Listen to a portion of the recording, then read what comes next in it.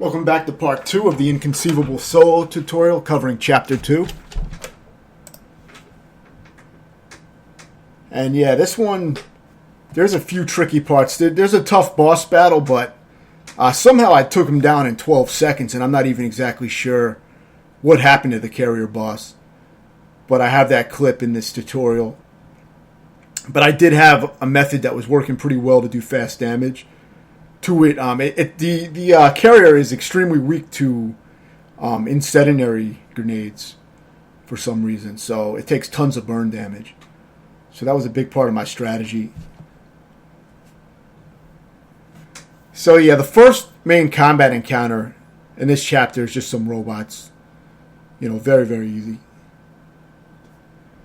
The Boltok really tears through them pretty quickly. But just about any weapons will work for those things. So then you have another combat encounter with more of these enemies. And pretty much anything works. Headshots take them out faster. Even with machine guns, you know, if you put a lot of bullets into their heads will pop off. Just watch out because they will try to explode on you. So try to take them out before that happens. You don't start off with real good weapons for this chapter, so I was able to get a Boltok. So I use that. This character may always come with the Boltok. I'm not sure if characters have their own default weapons, but I chose this character, Mech, as I mentioned in the last video, because he has a shield ability, which is the most useful ability to have equipped on your character. So I recommend playing as this character, because the characters, they all have different abilities, but it's good enough to just use their abilities by commanding them to use their abilities, instead of actually playing as them. You really don't need to play as any of them, except for the one with the shield. I think that's the most valuable one. But yeah, I used the stun sword there. I queued my teammate to use the sword.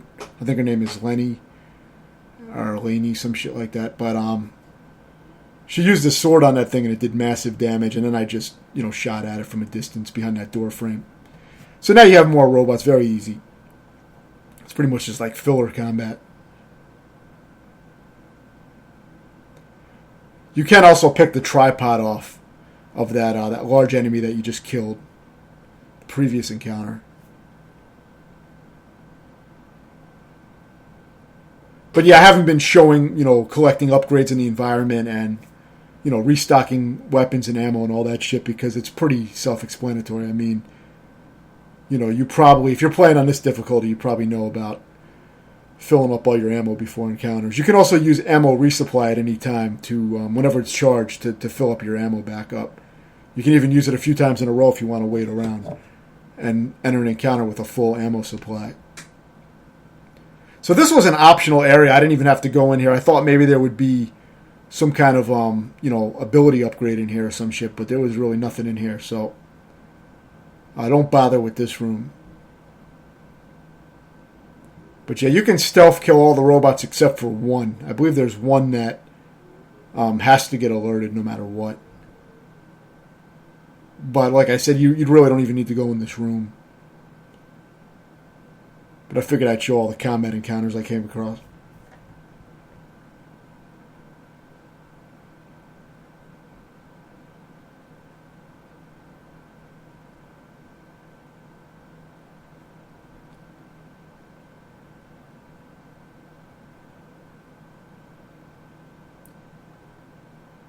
So yeah, now this next encounter,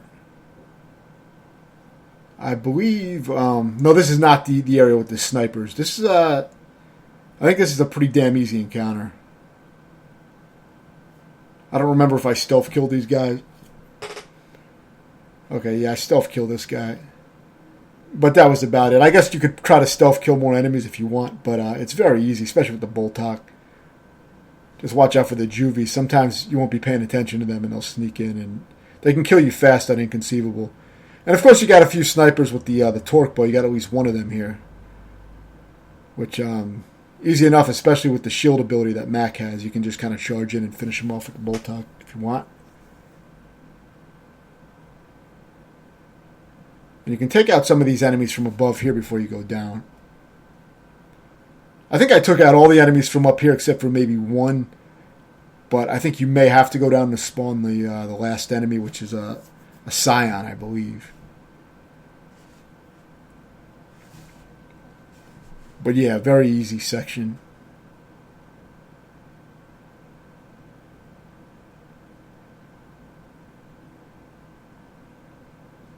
I never pick up the overkill shotgun weapon at all. I always stick to the 2 sniper weapons just because I don't find a lot of good opportunities to get in close on this mode. Same with Insane. If you're playing on Insane, same basic playstyle I would use. Would be, not to get too close most of the time.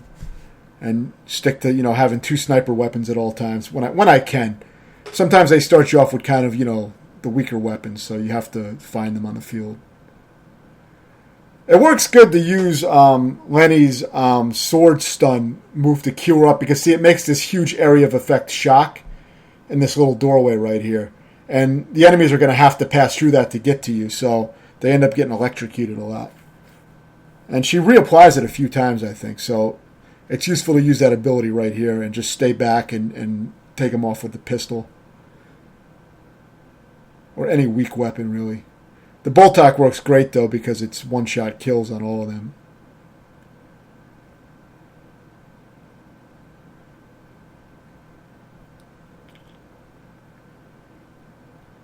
So this is a very easy encounter.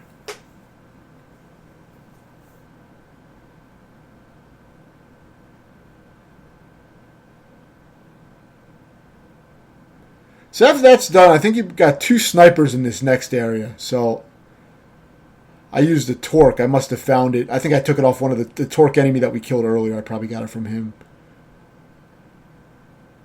So use that and just take out these 2 snipers, and then you can move through the area and activate the valve.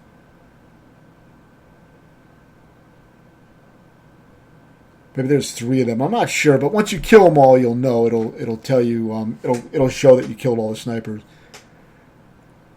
So all you have to do here is just pass when the flames aren't coming out. Just run through. And you're going to activate a valve. Once you do that, run back to this area. And you'll have plenty of space to take out whatever enemies come in. You can also use your teammate's sword move. You can activate that. And that'll give you some extra damage.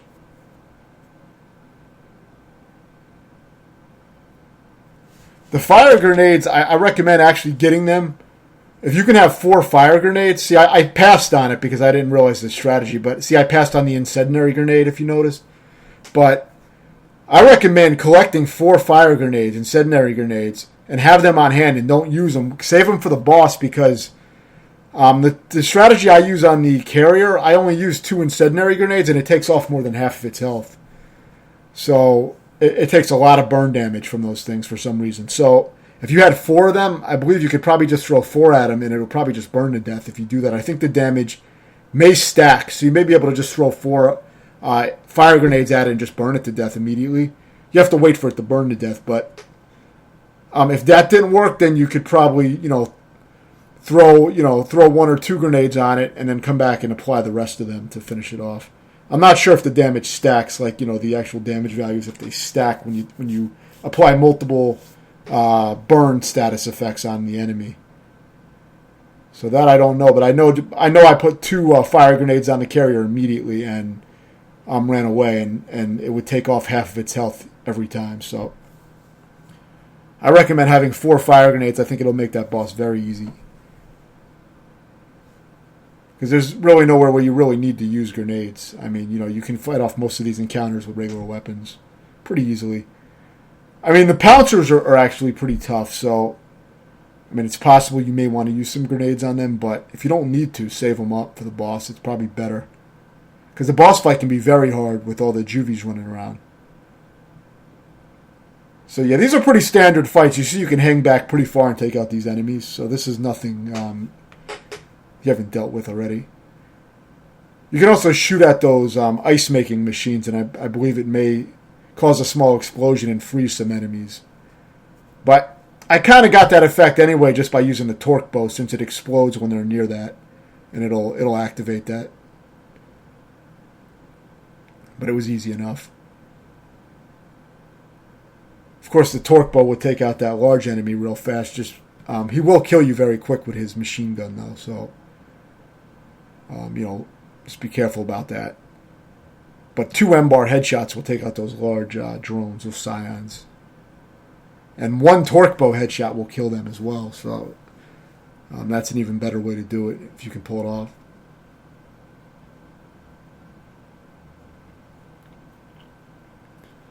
So yeah, now this part's kind of hard. The flock, you have to kill these swarm enemies that we've... Actually, I think it's just the flock. I don't know what the fuck it's called, but... you've dealt with these things many times in these games, so it's nothing new. I think there's 2 of them. Yeah, there's 2 of them at the same time in this part, so it's a little trickier. The main issue is that sometimes they'll drop down leeches on the ground they can sometimes kill you really fast. I mean, a lot of times you will get out of it, but sometimes they will straight out kill you, so you just want to keep your distance and take shots at them. I think there is a mulcher or something like that in the arena as well, somewhere. So you may be able to get that, make things easier. But I think after you kill one of the flock enemies, the pouncer comes out. And I went the grenade method on him, but what I wanted to do was tag him. And I believe you can kill the pouncer with 1 grenade tag like I did in various other Gears of War games on Insane. That was my favorite method to take them out, but the best way to do it is when they're on the ground, crawling on the ground. You can run to them, tag them with a grenade, and then just run off. So that's a fast way to kill pouncers if you're having trouble. If not, just keep your distance. So for this, I immediately throw 2 fire grenades at the boss, the carrier. Then I run over here, grab the boom shot, and before I can fire my first shot, the carrier was already dead. See? Boom. Just died. So somehow he died in 12 seconds. Got a super fast kill. And I mean, that's not really the best thing for a tutorial because I don't even know what the fuck really happened. But after that occurred, I already had the boom shot that I was going to use on the boss, so I just wasted it up on the on these juvies. Because I don't carry boom shots around most of the time because I like to have 2 sniper weapons at all times. So I find those to be much more useful overall. So yeah, what I was doing, I'll try to explain it a little bit better. There's really nothing for me to explain here because all you got to do here is just haul ass and get to the end. But for that boss, what I was doing, I would throw 2 incendiary grenades on it immediately when the fight starts. So that's what you saw me doing at the beginning. Then I would run to that back room every time and grab the boom shot immediately while applying my shield. And I would cue that woman to do her sword attack. She would usually attack the carrier with the sword when I did that. So I think the carrier probably took huge stun damage. Maybe he was vulnerable and took extra damage because he was in a stun state.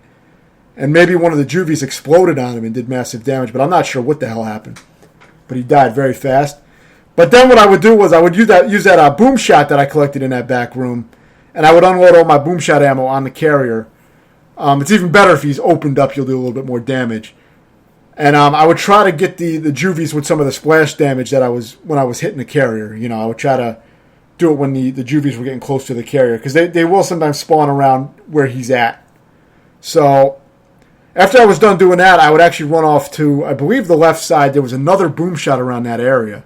And I'd grab the second boom shot, and I'd just unload that on the carrier. And by the time I finished all that, unloading about 12 rockets on the carrier, it was mostly dead by that point, and it wouldn't be that long to survive. But it was still a tough fight because you would have to unload quite a bit of ammo, and the juvies would break through sometimes. So it wasn't a real reliable method, but it was probably it was a faster way to do it. But I think the fastest way to kill that guy.